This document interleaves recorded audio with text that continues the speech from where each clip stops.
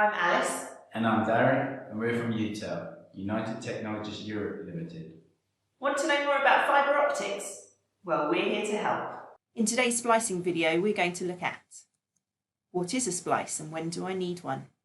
The two main types of splicing, fusion splicing and mechanical splicing. The secret of a good splice. How do you actually do a fusion splice? And where can I get a more detailed guide on all of this? What is a splice? In simple terms, a splice is when you join the ends of two optical fibres together. This should form a strong, smooth connection so that when light passes through, it is not scattered or reflected back at the splice point, so there is minimal loss. When might you need to do a splice?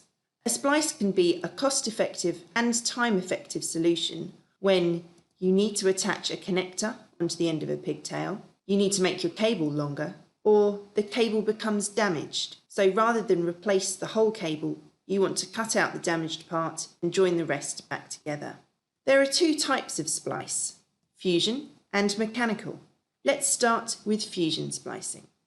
In a fusion splice, the ends of the two fibres are melted or fused together to become one single cable. This creates a joint that, if done correctly, should be just as strong as the natural fibre. The completed splice is usually covered by a heat-shrink plastic sleeve, which protects and strengthens the joint.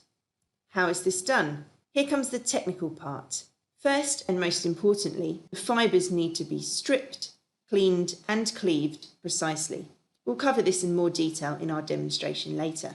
To fuse the ends of the two fibres together, you need heat, normally in the form of an electric arc. What is an electric arc? Well, according to encyclopedia.com, an electric arc is a device in which an electric current, that's a flow of electrons, is caused to flow between 2 points separated by a gas. Did you know that one example of an electric arc in nature is a lightning bolt? The heat can also be provided by a laser, gas flame, or tungsten filament through which current is passed.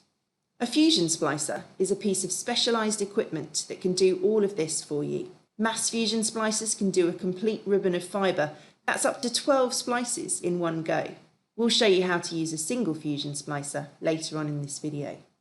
The second type of splice is a mechanical splice. Where fusion splicing moulds the ends of two fibres together to become one single fibre, mechanical splicing is different. It just aligns the two fibres in the correct position and holds them precisely in place to allow the light to pass through. This is done by using plastic or glass alignment sleeve just larger than the fibres themselves, aided by the use of optical glue or index matching gel at the joint to reduce loss and reflectance. The fibres are not permanently joined together, just held firmly in place. So, how is this done? Just like with the fusion splice, the fibres need to be stripped, cleaned and cleaved precisely. For the mechanical splice itself, just purchase a commercially available mechanical splicing toolkit. Follow the manufacturer's guidance on how to insert the fibres correctly into the splice component and hopefully you'll get the optimum result. There are many different types available and plenty of YouTube videos to help you out if you're unsure. So which is better? Well, usually this comes down to a question of cost, use, quantity and performance. Let's look at the pros and cons of each. A fusion splicing machine is more expensive than a mechanical splicing kit and involves a certain degree of training to use. However, the cost of an individual fusion splice is significantly lower than a mechanical splice, once you've purchased the machine, that is. A fusion splice, if done correctly, provides a continuous connection, thus offering a lower insertion loss, typically less than 0.1 decibels, lower reflectance, and thus a very high performance. This ensures a strong signal and better protection against cable failure.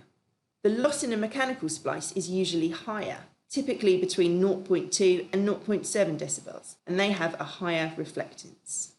So from the previous screen, the obvious difference is that fusion splicing makes it one continuous fibre at the end, whereas a mechanical splice is simply just two fibres tightly and precisely held together. It is also preferable to use a fusion splice with single mode fibres, whereas the mechanical splice would typically be used for multi-mode fibres. Now on some occasions, it isn't practical or convenient to do either splicing procedure. For example, if you're an engineer balanced at the top of a distribution pole with a damaged connector hanging from the end of your cable. In this scenario, you would use a field fit connector. This is not as robust or waterproof as a fusion splice, but they can be installed in situ in a matter of minutes, without the need of any machinery. There is, of course, a degree of skill involved in ensuring the connectors have a minimum insertion loss once installed, but it is a much more convenient solution in the field when required. So, what's the secret to a good splice? Here's the big reveal. The secret to a good splice is in the cleaving. You need a straight cleave on both fibres. This comes from having clean, well-maintained equipment and taking the time and effort to learn the proper techniques to use it. Before starting this demonstration, it is worth highlighting some of the health and safety priorities related to splicing, more details of which can be seen in our Health and Safety in Fiber Optics video. Remember, you are working with glass fibre, which can splinter and crack. If it does, the pieces are often so small that if it gets into your skin, you will struggle to see it, let alone remove it, which could lead to an infection and a trip to hospital.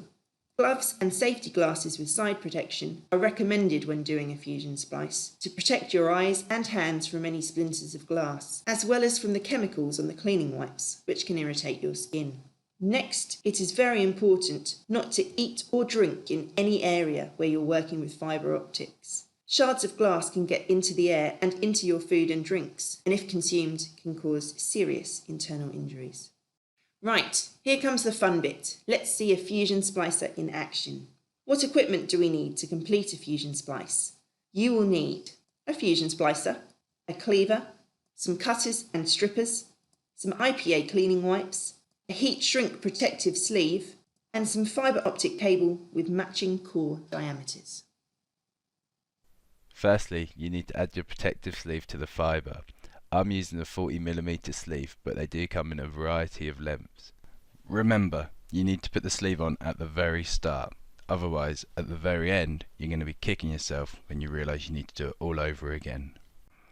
Next, you need to strip off all the protection so you have just the bare fibre.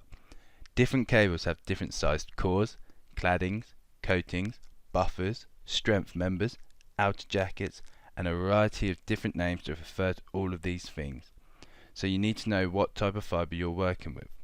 Here are some examples. All of these have an identical 9 micron core but a variety of outer jacket sizes. From right to left we have 3mm outer jacket, 2mm outer jacket, 900 microns and a bare fibre. For this demonstration we're going to be using two 900 micron fibres. So, here are the strippers I'm going to use. As you can see, there are different size grooves on these strippers which can remove different layers of the plastic coating and are suitable for a range of fibre sizes. The best advice when stripping a fibre is to nibble away at the protective coating and remove it in small layers and sections. There are several different layers which you can see as you start to strip them away. You want to aim to strip off about 30mm of coating on both fibres for a good fusion splice. If you clamp too hard or try and remove too much in one go, you're very likely to just snap it like so. And here we have it. This is what a bare fibre looks like. If you run it through the strippers, then there should be zero resistance. It's always worth double checking. Once you have stripped away all the protective layers, the next step is to clean the fibre. Hopefully you've already watched our video on the importance of cleaning fibres and the different tools out there to do this. Here we are using IPA wipes. You should hear the squeak when it's clean. Once clean, refrain from touching or putting the fibre in contact with any dirt. A dirty end will affect decibel loss and make the splice less effective. As we mentioned earlier, the cleave is the most important part of the whole process. We are trying to get a perfectly straight cut to allow the two fibre cores to make maximum contact with each other when they are fused together. First, place the fibre into the appropriate V-groove as indicated on the cleaver and flip down the magnetic panel to hold it firmly in place. You want to make sure that the bare fibre is sitting over the far left rubber pad as you can see here. By doing this, the cut end of the fibre will be swept straight into the bin. Should this not happen, you must remove the cut end from the machine manually using tweezers or sticky tape and place it in a sharp spin. Once the fibre is held in position, in one smooth motion close the lid of the cleaver and press down the cleaver button like so. When you open the lid, you will see the cleaved fibre. Lift the magnetic panel and carefully remove the cleaved fibre from the cleaver.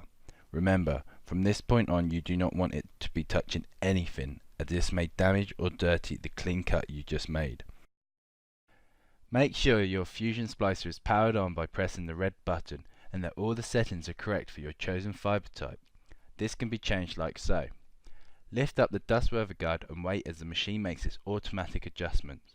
Lift up the magnetic flap and place your cleaved fibre into the V groove, making sure that the tip of the fibre does not cross over the electrode.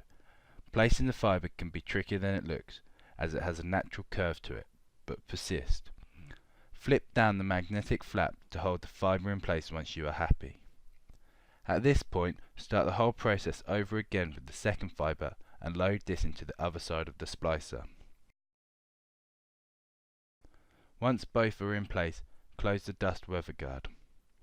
The Fusion Splicer will move the fibres in towards each other and an image of the two fibre tips will be displayed onto the screen for you to examine. This is your chance to make sure your cleaves are neat and clean. If your fibres are positioned too far from the electrodes, then an image will not show on the screen for that fibre. If either fibre tip crosses the electrode, then an error message will appear. If you're happy with your cleaves, then press the green button. You will hear a beep and this will start the splice process. The Fusion Splicer will line up the cores of the fibre to join them together and do a quick automatic pre-clean of the fibres to blow away any dust residue before it begins the actual splice. It will also report any errors if it cannot perform the splice. Your fibres have now been spliced together.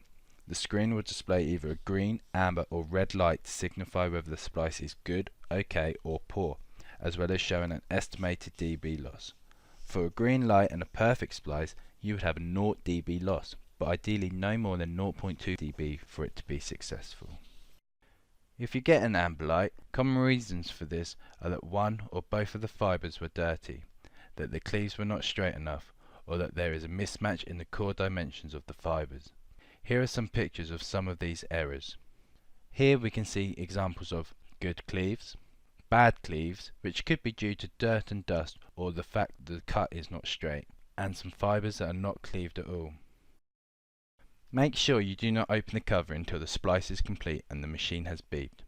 Lift the lid but wait a few seconds as the Fusion Splicer will be completing a tension test on the fibre. Carefully we remove the fibre. At this point we do not wish to bend or pull on the fibre as it could snap and undo everything we have just done. Gently slide the protective sleeve over the splice. Make sure you have an even amount of clad fibre on both sides to ensure there is an equal amount of strength on either side of the splice. Lift up the lid on the heater element and carefully place the splice with its protection sleeve into the heater, ensuring it is in the centre of the heater element. Close the lid, making sure you do not get the fibre caught underneath the two metal latches on the side, as when you push them down they could snap the fibre. If you haven't already, make sure you've closed the magnetic flaps and the dust weather guard down again to keep the Fusion Splicer clean. The machine will automatically start to heat the plastic. You will know it's working as the light next to the yellow heater indicator shines red and the heater symbol in the top right of the screen shows you the progress. You are able to change the heat settings depending on the thickness of the protective sleeve you are using. It's worth checking you are on the right setting before you start, as you may burn your sleeve. When complete, wait 15 to 20 seconds for the glue to harden, then remove the splice using caution as it could still be very hot. And there you have it, a completed Fusion Splice. There should be no bubbles inside the protective sleeve, which would indicate overheating, or no upturned ends on the protective sleeve, which would indicate not enough heat. You should be able to see a small amount of glue coming out from each end. Perfection. In the real world, splices need to be kept in protective cases, conveniently called splice trays, which are then placed inside a splice closure. You can see some examples of splice trays here with their lids open or removed, including one known as the bomb in the centre of the bottom row. The splice tray protects the splices from moisture and ensures they are not being put under any unnecessary pressure or tension. Some patch panels have splice trays built into them to simplify storage. So, that's it.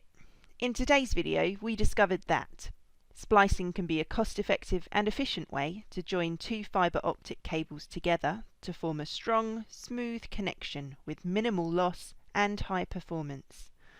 Mechanical and fusion splicing both have their benefits and uses, and with the correct equipment and a small amount of training, you can do this for yourselves. Want to find out more? Then download our free step-by-step guide to fusion splicing from the UTEL website. Or, while you're here, you might find it useful to watch some of our other videos, such as cleaning tools and techniques, types of fibre optic cable, and most importantly, health and safety with fibre optics. Thank you for watching today's video. We hope you found it helpful. Don't forget to check out the rest of our videos in this series, and maybe even subscribe to our channel. For more about what we do, why not check out UTEL's website or get in touch. But from all of us here at UTEL, thank you for watching, and see you again soon.